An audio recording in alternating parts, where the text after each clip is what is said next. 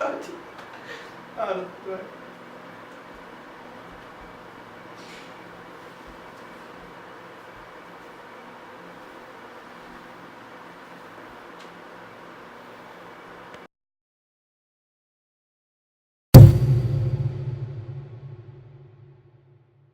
Olha a novinha que não me queria e hoje ela quer. Que eu vim da roça, mas venci na vida e não tô a pé, né. Interesseira colou do meu lado pra ver qual que é. Só não se apega que nós tá o placo, foguete e mete o pé. Só não se apega que nós tá o placo, foguete e mete o pé. É que agora a novinha me... Eu não sei, como que eu começo? Mano, se vira, cara. Dá um jeito. Mas tem que ser mais didático, né?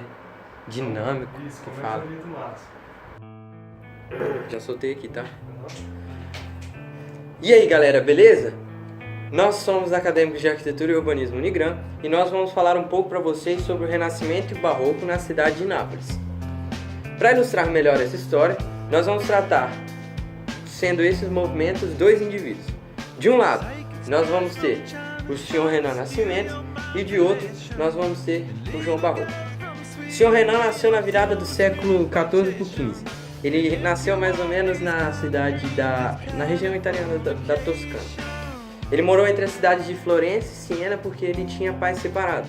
E a partir daí ele começou a deixar seu legado em cada uma das cidades que ele visitava, espalhando seu conhecimento adquirido pelos anos de estudo pelo resto da Península Itálica. O senhor João Barroco nasceu no final do século XVI, também na Itália. Ele era um rapaz muito religioso e por ter conhecimentos artísticos vastos,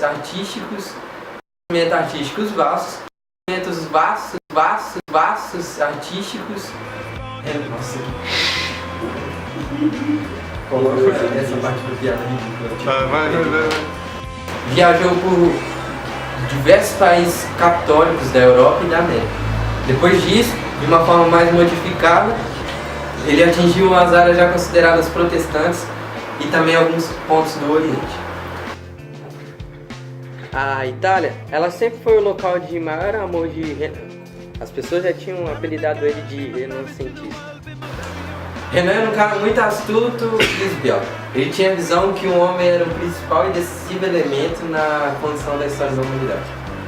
Obviamente, por acreditar nessa teoria, Renan não acreditava em forças divinas. Ao contrário de Renan, João Barroco era um cara dramático, bipolar, e muitas pessoas diziam que ele tinha uma cabeça louca. Meu Deus do céu, umas piadas. João era um cara mais animado, era muito de papo, e quando dava abertura para alguém, ele se tornava uma pessoa extremamente dramática.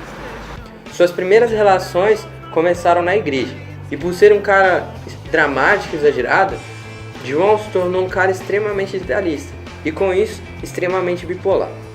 Durante sua vida, Renan viajou por vários países da Europa, e por ser um cara extremamente comunicativo, ele conseguiu visitar vários países da Europa.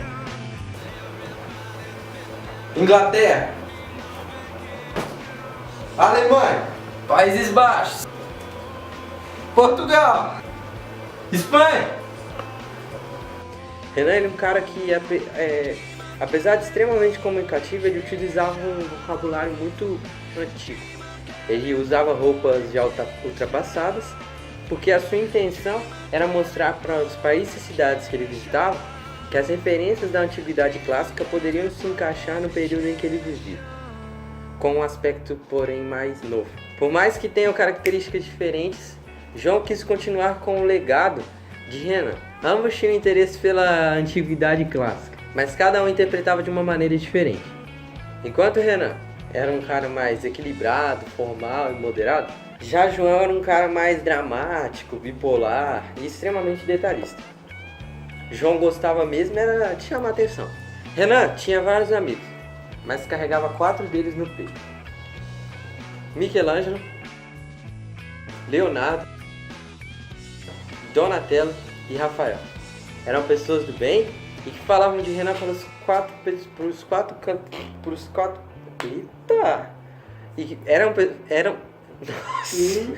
eram pessoas de bem e falavam de Renan para os 4 cantos do planeta. Faziam questão de transparecer essa amizade para todo mundo. João também tinha muitos amigos, e muitos deles eram freis, porque João visitou igrejas do mundo inteiro, deixando seu legado e seu estudo artístico em cada uma delas. Renan visitou Nápoles por volta de 1530, e a partir daí começou a deixar o seu legado na cidade. O mais importante exemplo deixado por Renan na cidade foi a cripta de San Gennaro. Ela foi construída em 1497, e pode-se perceber que mesmo antes de Renan ter chegado em Nápoles, ele começou a difundir a sua escola. Sua referência já tinha chegado por lá, em 1530. João chegou na cidade de Nápoles por volta do século XVII. Ele propôs a reconstrução da Basílica de Santa Chiara, que foi construída no modelo gótico, no ano de 1310 a 1340. João também influenciou a construção do edifício Palácio de Carafa di Maddalona. Ele foi construído no ano de 1580 e é o principal edifício barroco de Nápoles. Sua fachada principal tem um portal lindo, feito em mármore e piper. E agora a gente vai entrar num assunto mais complicado. Vamos falar sobre o urbanismo da cidade de Nápoles, a cidade da pizza. O senhor Renan, ele propõe que a cidade teria que ser organizada de um modo hierárquico, em torno da igreja e do palácio papal. Os edifícios principais eles se distinguem pela maior regularidade arquitetônica. Nápoles nunca teve um status de cidade e capital, mas também não possui status de cidade, província ou município. Pelos seus acontecimentos históricos, ela talvez tenha sido a única cidade cuja cultura não se subordinou à ideologia de poder, chegando até a confrontá-la às vezes. Nápoles talvez tenha sido a única cidade europeia, apesar de nunca ter pretendido ser o centro de uma cultura europeia. João Barroco gostava de uniformidade, centralismo e absolutismo do soberano. A arquitetura para o Sr. Renan era como se a ocupação do espaço pelo edifício fosse baseada em relações estabelecidas de tal forma que o observador pudesse compreender a lei que o organiza de qualquer ponto em que se coloque. Mas o que significa isso? Significa que qualquer pessoa que possa chegar e desse de cara com uma construção arquitetônica daquela época, proposta pelo Sr. Renan, ela consiga entender como que essa edificação ela é organizada. O traçado da cidade de Nápoles ele é feito pelo padrão urbano regular em quadrícula. A quadrícula ela foi adotada porque ela representa uma forma mais lógica e também mais eficiente de urbanizar um novo território. Ela facilitou assim as operações de divisão do solo, de aforamento, de infraestruturação e de construção, além de corresponder aos ideais de racionalidade e de uniformidade estética e renascentista. No decorrer do século XVII, mais ou menos, Nápoles se tornou a cidade italiana mais populosa. O centro medieval conserva o tratado e o tabuleiro greco-romano. E os novos bairros são dominados pelas ruas retilíneas do século XVI. Renan concebeu a forma arquitetônica como expressão de representação de valores. Não só valores, mas valores ideológicos. Se as igrejas representam um sentido divino, sobre o qual se baseia a comunidade urbana, os palácios representam o fundamento histórico e econômico da cidade. E as fortificações, o ideal histórico-político da segurança e da força que garanta a liberdade dos cidadãos. Já João Barroco, ele teve outro plano. Ele começou a colocar em prática Já João Barroco,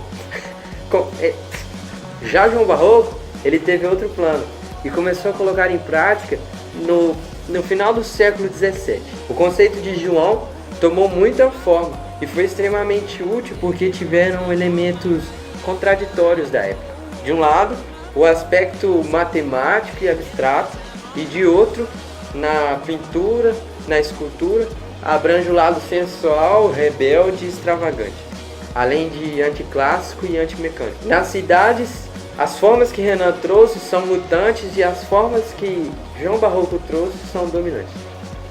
O plano de João tinha como estudo a perspectiva. Isso fez com que estendesse a distância para o horizonte e concentrasse a atenção nos planos afastados, trazendo assim influência das grandes avenidas que tinham um obelisco ou um arco, uma construção isolada. No século XVIII, Nápoles retorna ao prestígio de capital. de um reino autônomo. Mas é exatamente nessa época que ocorre a inversão de tendência, substituindo a progressiva urbanização do território e a sensível osmose entre a civilização e a natureza por um adensamento impensado e congestionado. Isso destruiu as estruturas da cidade antiga sem criar uma cidade moderna. Nápoles, antes uma cidade que visava a expansão para o interior, valorizar o território e conferir o significado urbano à zona rural, agora perdi a sua essência. Se inscreve aí, deixa o like, curte aí, é nóis, tamo junto, fechou, fecha a régua, passa a conta, é nóis. Parece que é assim. Meu Deus, eu vi o barulho do jeito para aqueles ventos cantando.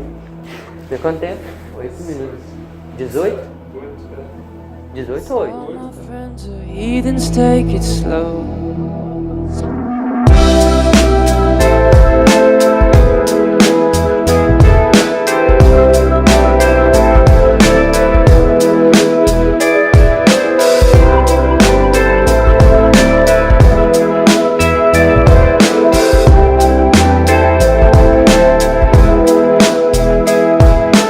Welcome to the room with people who have rooms of people that they love one day locked away. Just because we check the guns at the door doesn't mean our brains will change from hand grenades.